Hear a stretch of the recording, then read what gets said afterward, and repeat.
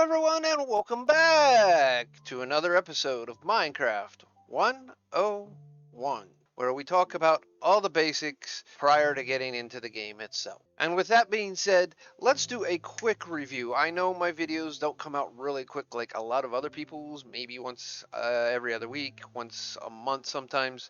So in episode 1, we went over definitions.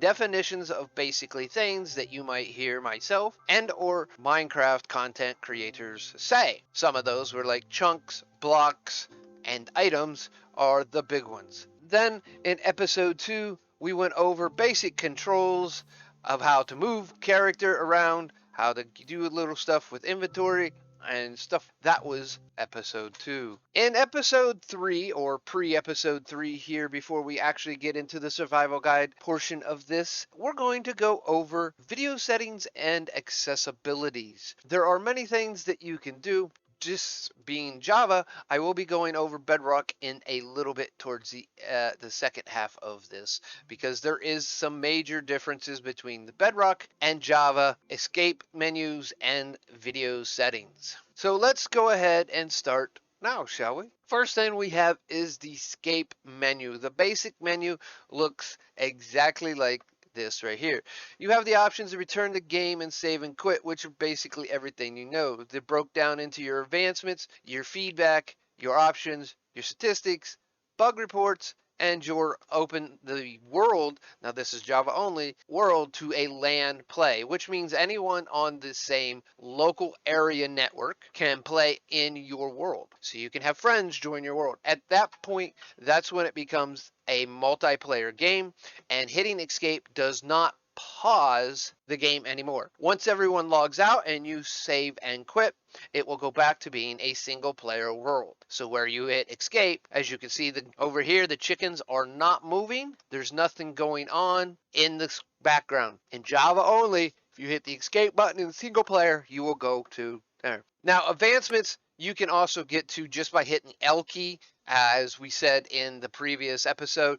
Then you can give feedback right here. All right, and it tells you how to give feedback to the game. Your statistics, basically blocks you have broken in alphabetical order. They did this a couple patches ago. You got your general, you got your items to look at your statistics of items broken, tools used, and stuff like that. And then you got your mobs you've killed or mobs that have killed you. As you can see, I was killed by the iron golems twice. Then you can report bugs just the same way as feedback right here.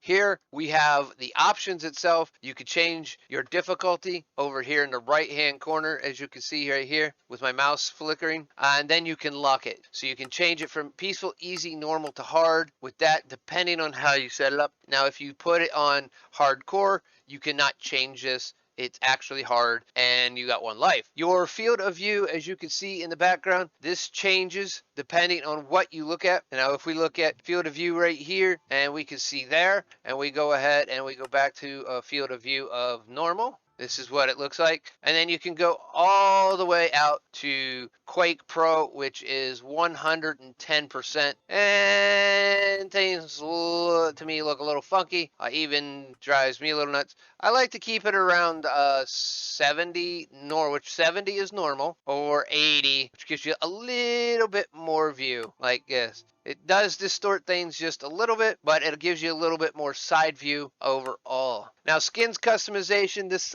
here allows you to change if you have a cape on, a jacket on, right sleeve, leg, pants, and even which is your main hand, like this says it's right now. As we can see here, this is my main hand showing my sword right here. Now if we go back into options quickly and do the custom and change it to left, it will switch it to my left hand, so that you could be, if you're a left-hander, or as the more comical relief kind of happy-go-thing southpaw person, you can actually make your character like yourself, so that they use their left hand as their main hand and the right hand as their offhand. However, as I'm being a right-hander, we're going back to the way I would normally be. Sounds and music this is basically all your sounds that are in the game. Now, this is also your master volume. You can turn your music up, weather up, hostile creatures, other players. You have video and speech, your ambient sounds, friendly creatures like chickens, pigs, cows, sheep,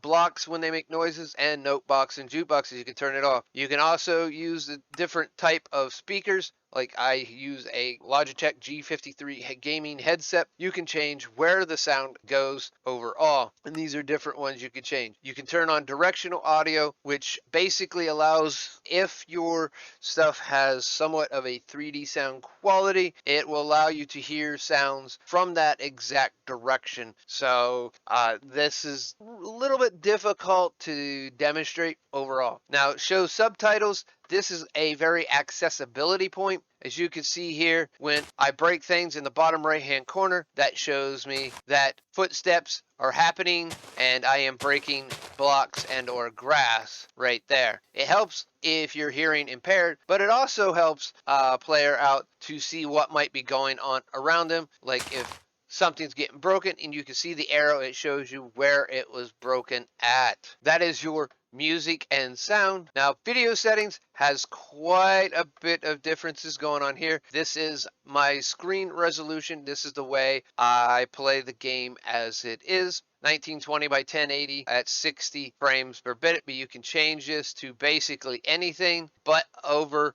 full screen, which is current, and then whatever is, and you can lower it and it won't take effect until you click done. So I'm not going to change it because that's just crazy. Now, BioBlend. BioBlend is basically the blending of two biomes. And give me a second and I'll get somewhere to give you a good show on that. Now, as I said, BioBlend is the blending of two together.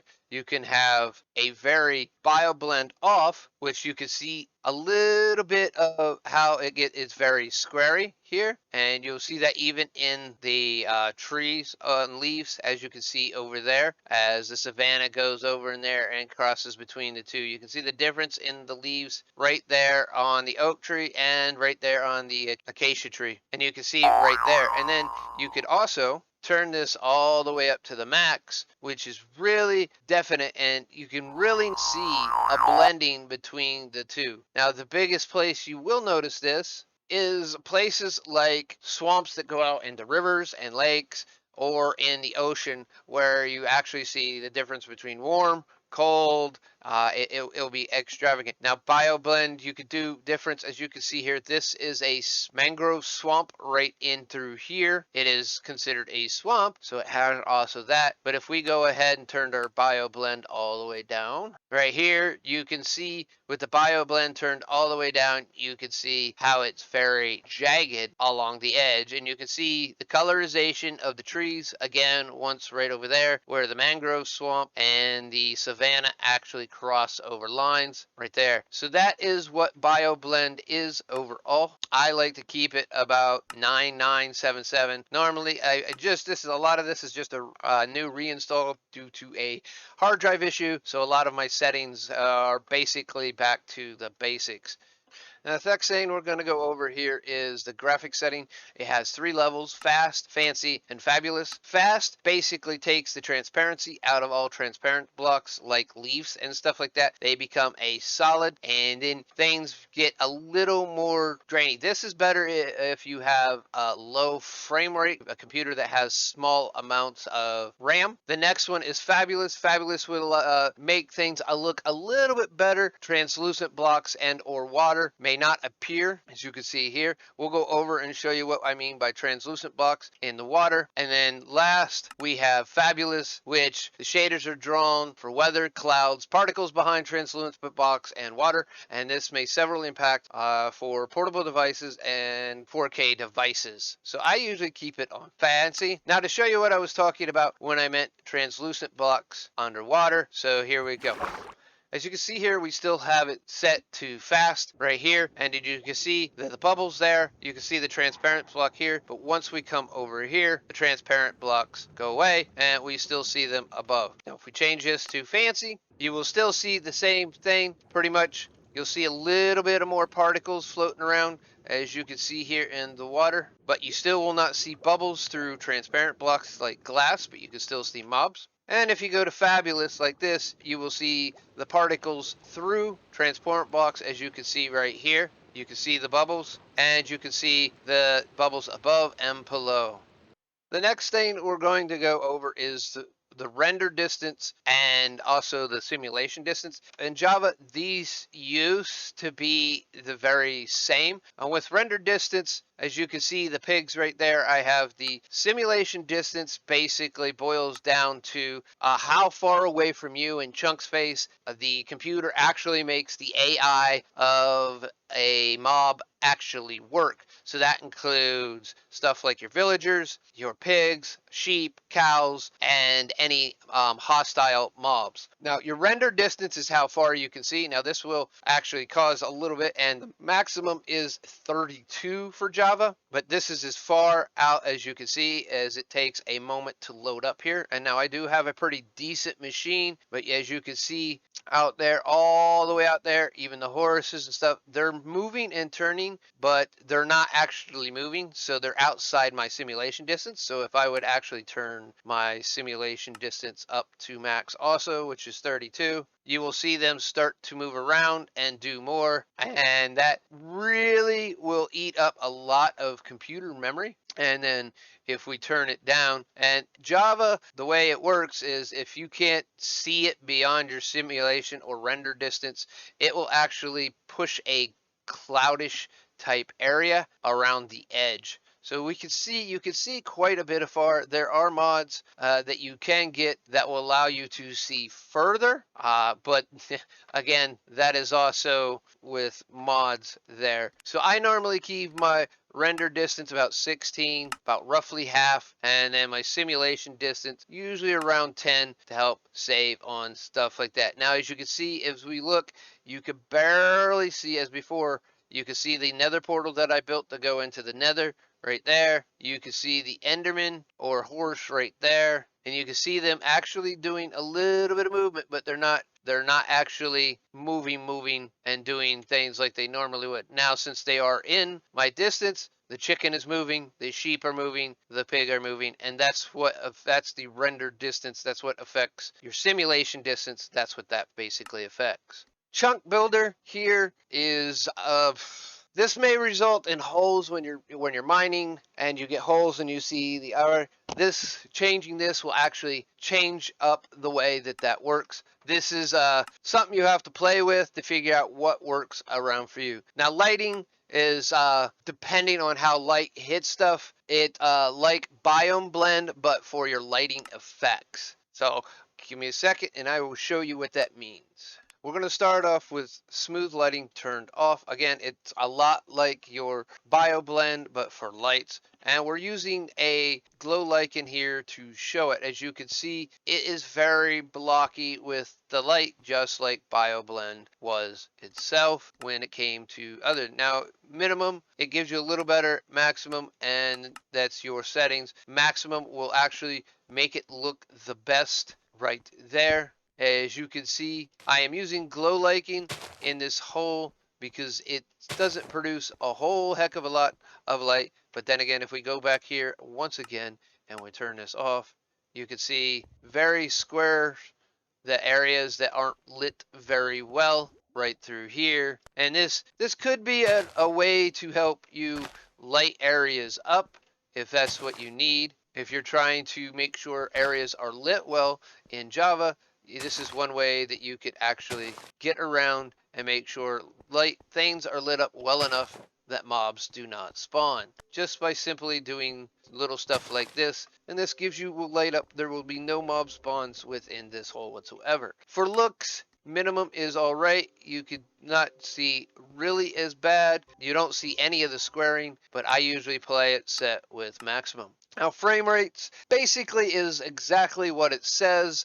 It allows your frame rates to go to whatever ability. You can set this from 246 unlimited to 60 frames a second, and that will allow the game to actually work a little bit better. VSync caps the FPS, or your frames per second, to the refresh rate of your monitor, and this usually keep it on. So if you have a monitor that has a 60 hertz refresh rate. Having VSync on will cap it at 60 frames per second. Now, view bobbing is basically the movement of your hand. As you can see here, my hand moving up and down. Now, if we turn that off, your hand won't move. And it feels a little less, that might be good for someone who gets seasick or stuff like that. So this is something you might want to turn off. GUI scale is basically for the size that you see of the menu and stuff like that. As you change it, you can see there's 1, there's 2, 3 is where I normally keep it, 4 is max, and then auto,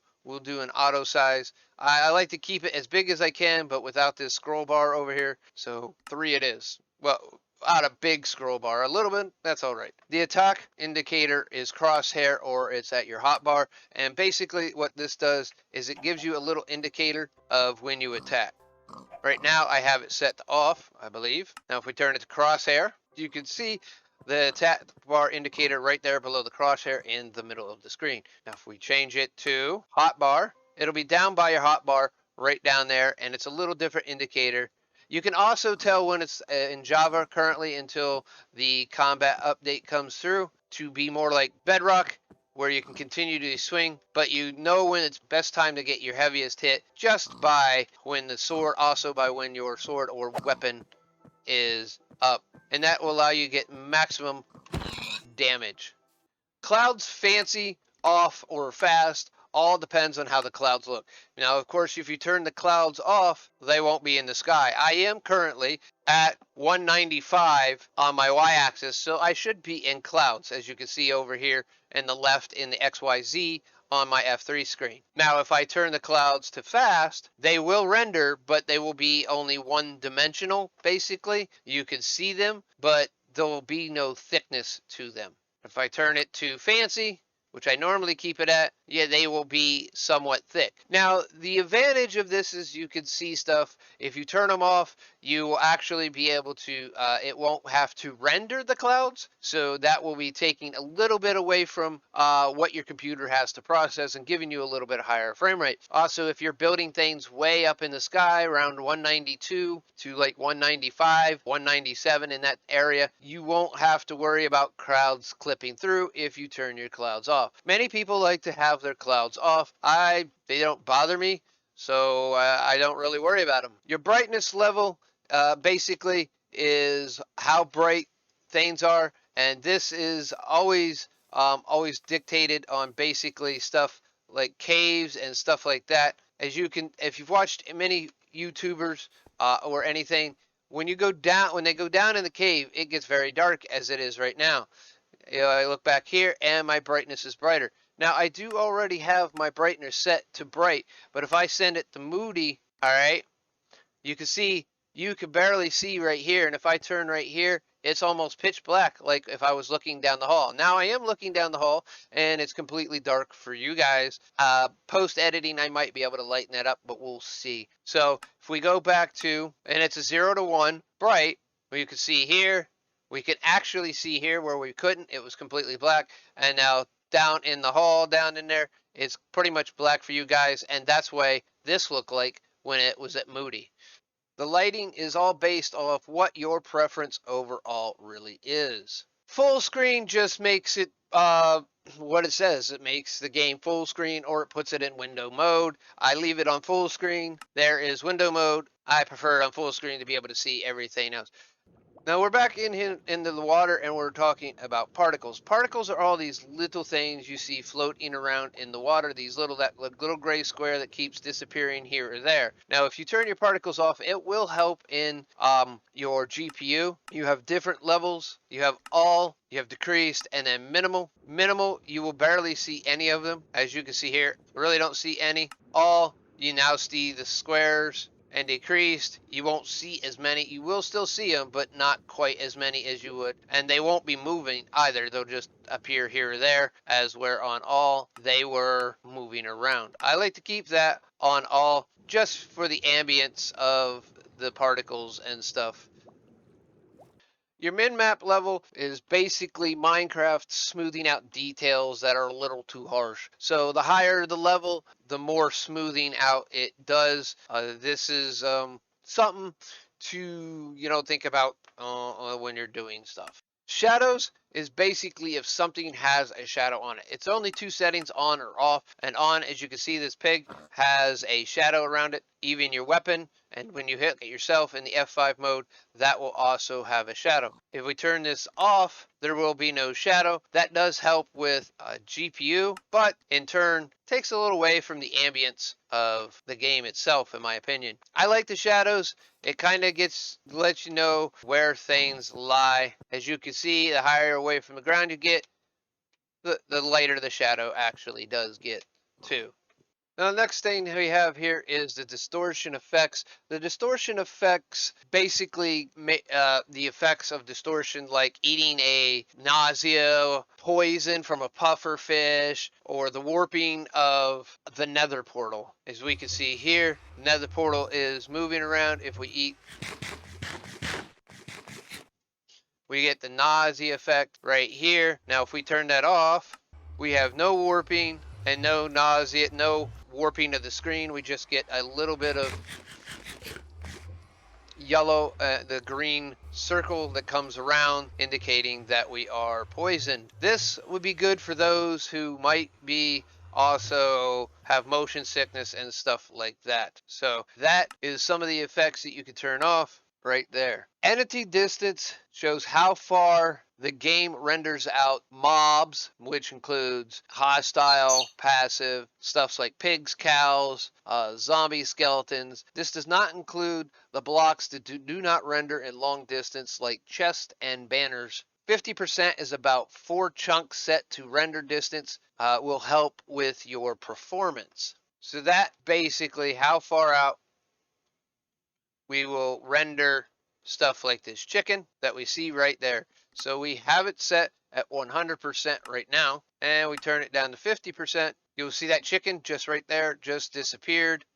You will see there's no squids in the river or anything, and you could turn this all the way up to 500%, which is going to render mobs way out there. You see the bee way over there. You see the pigs way over there on the other hill, and that will lowering that. I normally keep it at 100%. It will keep it at a decent range, but also far enough away that it won't affect performance, but then close enough that it could still actually be able to be seen. Like I said, about 50% is roughly about 4 chunks away. Field of view effects are basically when you're running, crawling, and stuff like that, how your screen zooms out just a little bit. The higher you set that, the more it will be noticed. This FOV effects also affects when you are drawing back a bow, as you can see right there. The autosave indicator is something hard to catch. That appears down in the lower right hand corner, and it basically shows you an indicator when the game autosaves, and it says now saving in the lower right hand corner. So this is just an indication of when things are being saved. And that there, folks, is your video settings. Now let's go over a little bit about controls. Controls you can change in here, and this is we talked about in other things. You can turn your auto jump on and off, your sprint and sneak, whether you need to just tab it or hold it, your key binds, which you could change different things in here.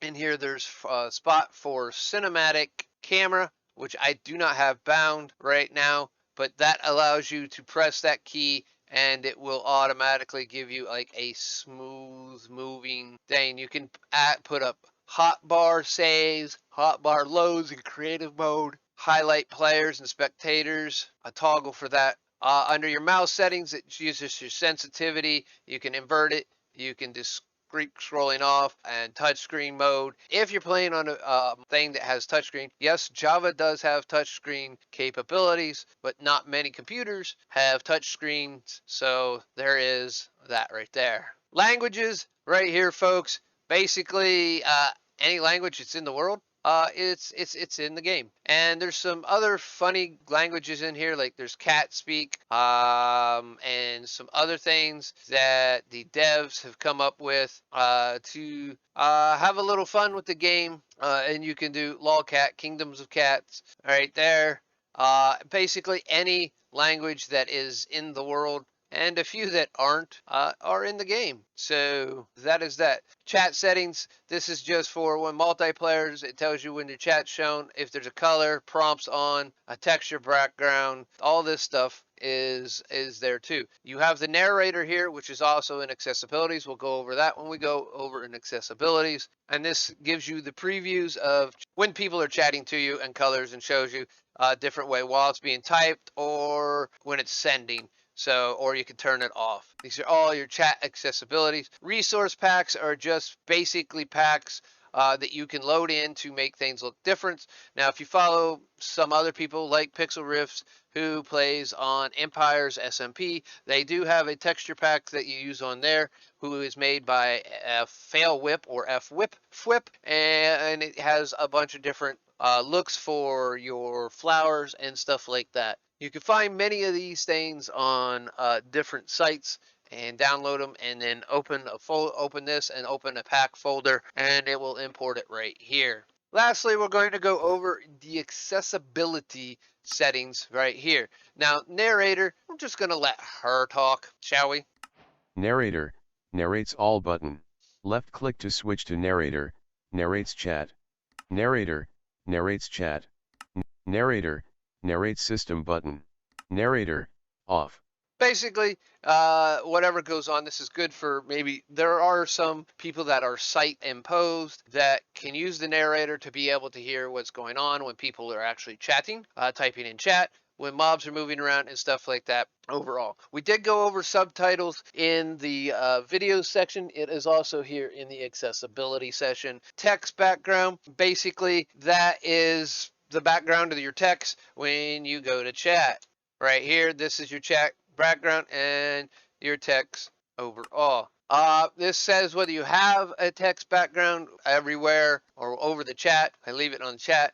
Occupancy, that's the ability, how much you can see through it. You can change this line spacing over here. This is you can change the delay on how long the chat will stay up and stuff like that. Those are all basically those 5 there all deal with your chat. Auto jump again right in here is in your accessibility, also in basic controls. Your sneak sprint, which was also in your controls area, this is where you can see it again. Distortion effects and FOV effects again are here.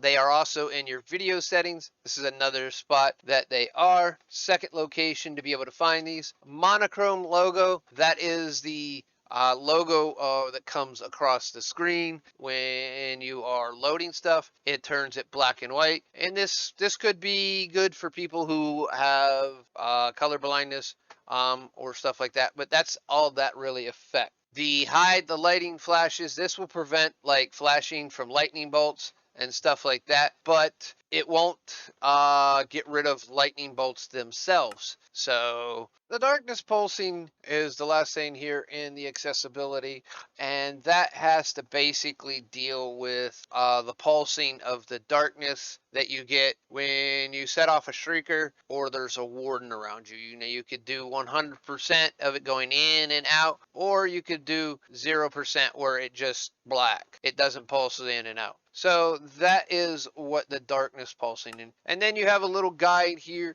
to more accessibilities. You can open this in a browser. This is Java accessibilities. More all about what they're available there. That is basically your Java overall settings and or your escape menu in a complete review overall.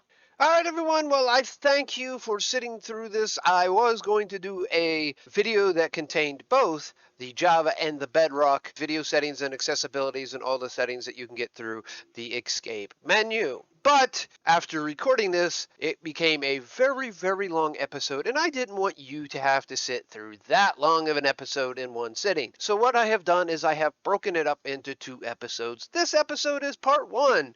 Part 2 will be coming momentarily, shortly, within a day or 2. I hope to be loading them up both, and you will be able to see all the stuff for the escape menu on the Bedrock and how it can help you and what information is for. With that all being said, I'm hoping you enjoyed this video. I really do. And please, if you did, make sure to give it a thumbs up. That will very well help this video out to get out to more people. And don't forget to comment. Comments are also a good thing to help show YouTube that this is a good video. And it is funny that really I learned a lot more about the algorithm for YouTube, and it doesn't really have anything to base on what the video is. It's just by people who like or watch your video fully, and then other people who might like the video that one person watched has to, it's a crazy thing.